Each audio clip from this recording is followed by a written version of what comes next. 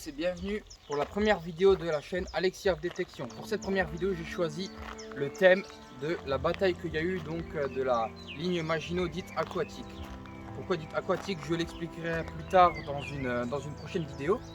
Alors ici je me trouve sur le barrage de Rembrandt et Putelange, plus précisément sur la digue de l'étang réservoir de Rembrandt et Putelange, qui servait à inonder donc la zone, d'où le nom dit de la ligne Maginot aquatique. Alors, le fonctionnement de l'inondation, c'est très simple. C'était un système de vannes qui était ici. Je ne sais pas si on verra ici. Mais ici, là, en dessous, vous avez des tuyaux qui aspirent donc l'eau qui est transmise par des tuyaux juste ici. Et cet étang réservoir inondait donc la zone donc, de Rembrandt et Putelange avec Putelange, qui était géré. Donc le ruisseau, aujourd'hui on ne le voit plus beaucoup, on ne le voit plus très bien, mais il est derrière les buissons là. Hein. Donc voilà, ça c'était par rouleau circulé. Là il y a un système de vannes qui aujourd'hui n'est plus en fonction.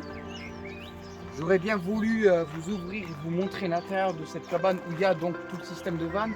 Après la Seconde Guerre mondiale, ils ont tous été démontés à part un qui est sur le secteur de Barst, donc dans l'étang de Hoste-Bas. C'est le seul actuellement où il reste encore tout le système complet de vannes. On le montrera aussi dans une prochaine vidéo. Donc si vous voulez bien me suivre. Sous cette boîte, je n'ai pas les clés, mais il y a une poignée qu'on pouvait activer pour du coup activer les vannes et inonder le secteur.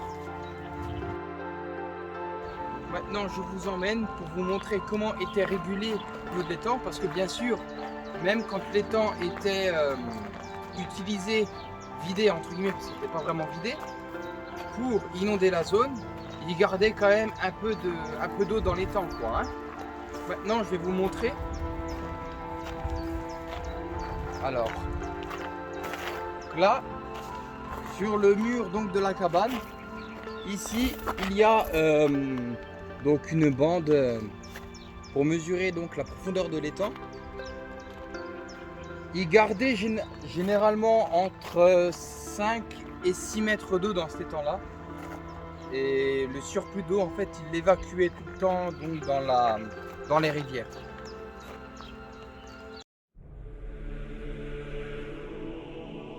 Alors, rebonjour. Ici, on a changé de lieu. Nous sommes toujours à Rembrandt et Putelange, mais cette fois-ci, nous avons changé de spot. Nous sommes donc, vous avez peut-être vu le blocos derrière moi, c'est le blocos qui défend le barrage de Rembrandt et Putelange, qui est ici. Alors, ce barrage, comment il fonctionne? Ici, 3 piliers, dans lequel, ici, il y a des creux, et à travers ces creux, on mettait des grosses poutres en bois. Donc il y avait des poutres en bois qu'on mettait ici et des poutres en bois ici de chaque côté. C'est ce qui faisait, en gros, c'est ce qui barrait le passage de l'eau de ce barrage. Et donc ça faisait sortir la rivière. Donc ici nous sommes sur la Moutabar de son lit. Et le creux, vous allez me dire, oui mais il y a des creux entre les poutres. Oui, et qu'est-ce qu'on mettait dans les creux? Ben, on remplissait de la terre. La terre, on l'a ramené chariot sur rail. Et la terre, qu'en 40 ils avaient mis ici, ils la prenaient, ils l'ont prise juste en face où il y a le gros buisson, à gauche des vaches blanches. Et donc ils les ramenaient avec des chariots sur rail jusqu'ici.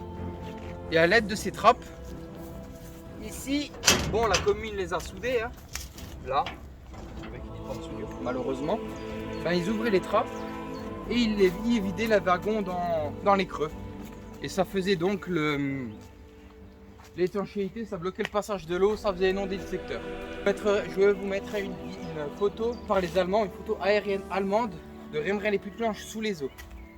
C'est le monteur qui vous parle, on n'a pas trouvé la photo de Putelange au lac en vue aérienne, du coup je vous affiche tout de suite une petite photo de Putelange au lac inondé. Allez, à tout de suite.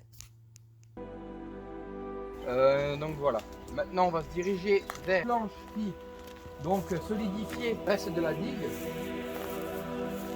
Donc les pales planches, c'était des tôles qu'on emboîtait comme ça. Avec, donc c'était un système où on tapait dessus avec un marteau. On les faisait emboîter comme ça. Voilà, c'était un système de prise comme ça. Et il faut se dire qu'elles ont une hauteur de 20 je crois, si je ne me trompe pas. Donc ils étaient mises, ils étaient enterrés et ils les mettaient donc comme ça, ils les tapaient dans le sol. Là on peut voir que elle a été déchirée d'ailleurs celle-là. Si on observe bien, elle a été déchirée ici là. Donc voilà. Maintenant on va passer au bloc juste derrière. Alors, donc maintenant on va passer à ce bunker. Donc qui faisait partie du barrage. Attendez donc le secteur avec le barrage. On va rentrer à l'intérieur. Et voilà. Nous sommes donc dans l'ouvrage qui composait donc la. Donc nous sommes ici dans le blocos qui est composé donc de 3 créneaux pour mitrailleuses Hotchkiss modèle 1917. Donc voilà, il y a même d'ailleurs la plaque de blindage, une plaque en acier qu'ils ont mise ici. D'ailleurs, petite anecdote, je vais vous dire maintenant pourquoi est-ce que dans certains ouvrages ils mettaient cette plaque. Mais ils la mettaient tout simplement parce que dans les blocs où il n'y avait pas donc comme ça, en ferraille, et ben à chaque bombardement allemand, à chaque obus qui tombait sur le bunker, et ben il y a des morceaux de béton et de la poussière de béton qui tombait. Hein. Ça risquait rien. Les soldats ils risquaient pas d'être ensevelis sous du béton, sous des tonnes de béton. Donc ça crée du stress chez les soldats. L'état-major a donc décidé, pour éviter le stress chez les soldats pendant les combats, a donc décidé de faire installer ces plaques-là. Voilà, c'était la petite anecdote. C'est juste que la poussière de béton, du béton armé tombe chez les soldats et ça évitait de faire un stress. On va dire que ça les rassurait. Ici, vous avez donc, c'était l'aération pour les fumées de combat. Donc voilà, vous avez les créneaux. Là, il n'y a plus la ferraille du créneau. Mais ici, par contre, il y a encore la ferraille, donc le contour du créneau. Voilà. Donc le troisième, puis le contour en ferraille. Hein. Et donc voilà. Ça, c'était si je ne me trompe pas, c'était le lance-grenade. Et on voit encore des morceaux des anciens crochets. Là, on voit encore les... Donc voilà, on va maintenant sortir de cet ouvrage. Je vais encore juste vous montrer les 2 créneaux qu'il y a dans la petite chambre là. Non, rien de rien. Non, je ne regrette rien. Ni le bien qu'on m'a fait, ni le mal, tout ça m'est bien égal. Non, rien de rien. Non, je ne regrette rien. Donc nous sommes sortis de l'ouvrage, je vous montre encore 2 autres créneaux. On n'a pas pu vous montrer parce que l'espace est très restreint. Vous avez un deuxième créneau.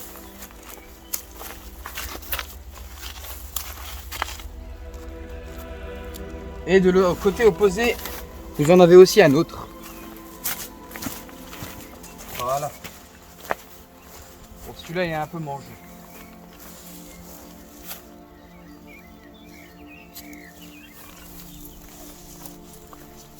Donc cet ouvrage était composé par un équipage de 5 personnes.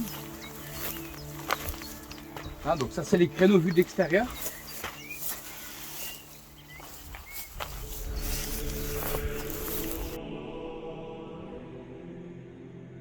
Le 14 juin au matin, donc ce blocos là est pris à partie par 2 canons qui se situent donc sur la route Putelange-Sarralbe qui est là-bas, donc derrière l'église. Il y a 2 2 soldats de ce bloc qui ont été d'ailleurs blessés par une embrasure. Mais ils ont réussi à détruire les 2 canons.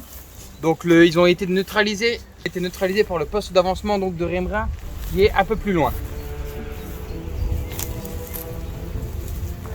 Donc, alors ici, donc sur ce bloc, ils ont d'ailleurs une association à installer ce panneau qui explique d'ailleurs, je vais vous le montrer tout de suite, ce que je vous ai montré avant avec la fermeture du barrage. Donc là on peut voir. Donc là on peut voir les pertuis. Donc c'était les petits creux que je vous ai expliqué avant. Les petits creux où on mettait les poutres en bois, ici là. Il y en a de chaque côté comme vous pouvez le voir. Et là vous voyez, il précise hein, qu'ils mettaient des poutres en bois. Donc ça avait une largeur de 4,50 m pour une hauteur de 1,65 m. Là vous pouvez voir. Hein. Donc voilà. C'était pour bloquer le passage de la moteur bar. Hein. Donc d'ailleurs on peut voir même les palpanches que je vous ai montré tout à l'heure. Là.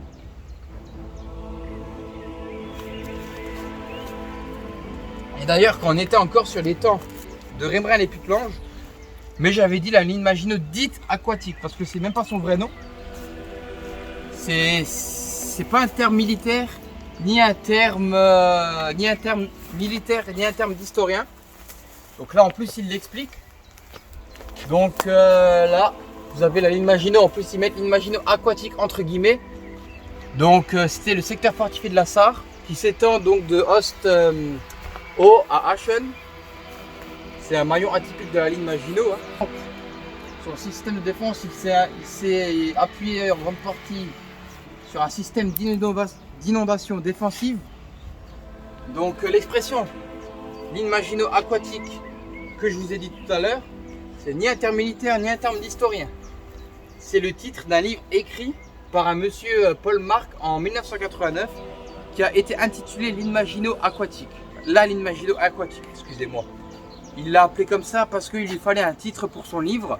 Il parlait hein, de toute cette partie-là de la ligne Maginot. Donc il lui fallait un titre pour son livre. Il n'allait pas l'appeler la ligne Maginot ou autre chose. Hein. Donc il a choisi la ligne Maginot aquatique. Et au fur et à mesure, c'est donc le tourisme hein, qui s'est emparé de ce terme jusqu'à ce qu'on retrouve ce terme un peu partout. Même encore sur des sites tels que le Wiki Maginot. Donc voilà. Là, ici, on peut voir les insignes des 2 régiments des mitrailleurs de l'infanterie coloniale qui ont combattu dans le secteur. Donc là, on a l'insigne du 41e RMIC, donc régiment de mitrailleurs de l'infanterie coloniale. Et l'insigne du 51e RMIC, donc régiment des mitrailleurs de l'infanterie coloniale également. C'était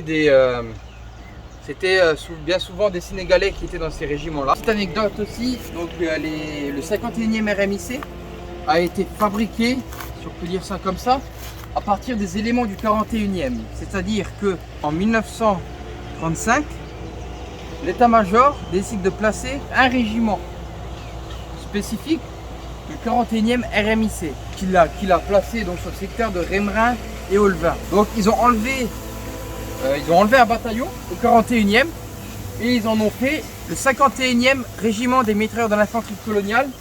Et lui, il s'occupait du secteur de Sarralbe et de Herbitsheim. Et il y avait quelques éléments qui se retrouvaient donc à Reims les Putelanges ici. Donc voilà. Ici, là, on peut voir donc un schéma des inondations défensives de la vallée du Mutterbach. C'est la vallée hein, du Mutterbach. Donc là, on peut voir hein, les différents réservoirs. Le Welchow, c'est celui qu'on a vu tout à l'heure.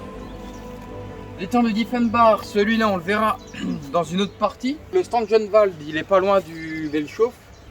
Et donc là vous avez tous les emplacements des barrages, hein, ici et là. Donc Wintringen, ça c'est Vitrin.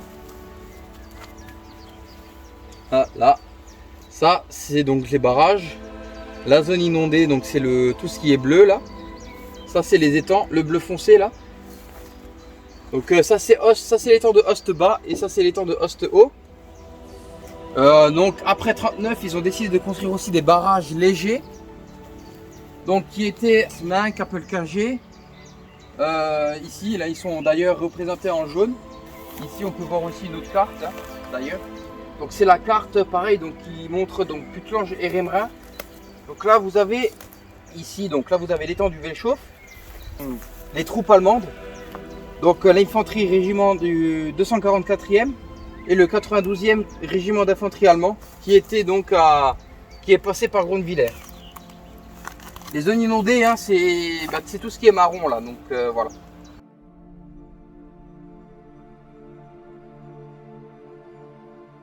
Donc au soir du premier jour de l'opération Tiger, le commandant qui commandait donc le 24e corps d'armée allemande ne peut que constater donc sa défaite, hein, son échec.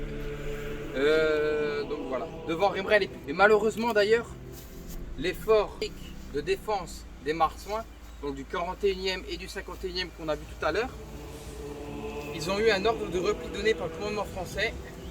Cet ordre il a été exécuté dans la soirée du 14 juin et la propagande allemande transformera l'échec allemand en victoire.